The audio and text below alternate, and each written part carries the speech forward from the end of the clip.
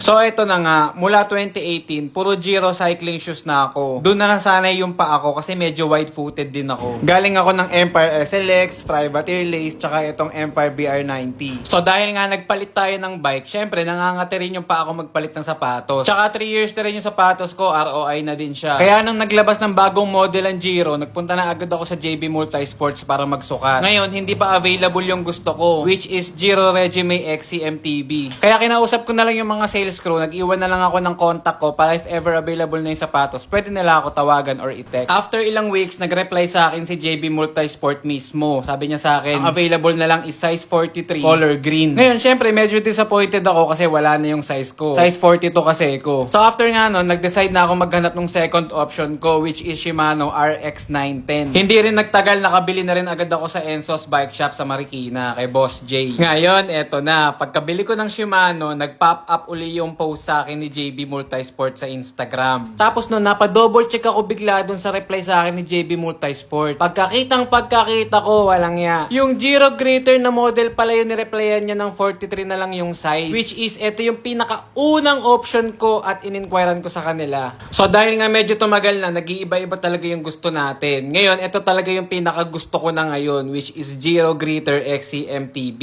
Apaka-pogi niyan. Mas mura pati yan compared dun sa Greater. So ngayon, dahil nakabili na nga tayo ng Shimano RX910, hindi na tayo babalik sa JB para mag-inquire ulit kung available pa yung Regime XC kasi nakakahiya na, diba? Nakabili na tayo. So ito na nga ulit. Bago tayo pumunta ng Enzo's, nag-inquire din tayo sa Go Pedal tsaka sa Bike Spot. Wala nang available, puro size 43 na lang. Buti nakita ko tong Enzo's. Nag-inquire agad ako kay Boss J at meron pa daw available na size 42. Kaya ito, hindi ko na pinatagal. Kinuha ko na agad sa kamay niya at sinukat ko muna. Dinamadama ko muna bago ko bayaran. Kasi medyo masakit din pa. Talagang aray ko.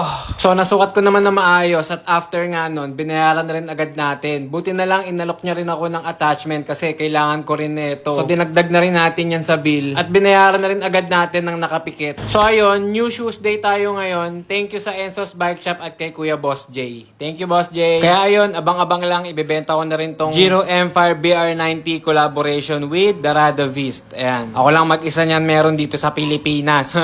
Hindi ko pa pepresyuhan, size 42, pero pwede kayo mag-offer ng price. PM nyo lang ako. Right safe!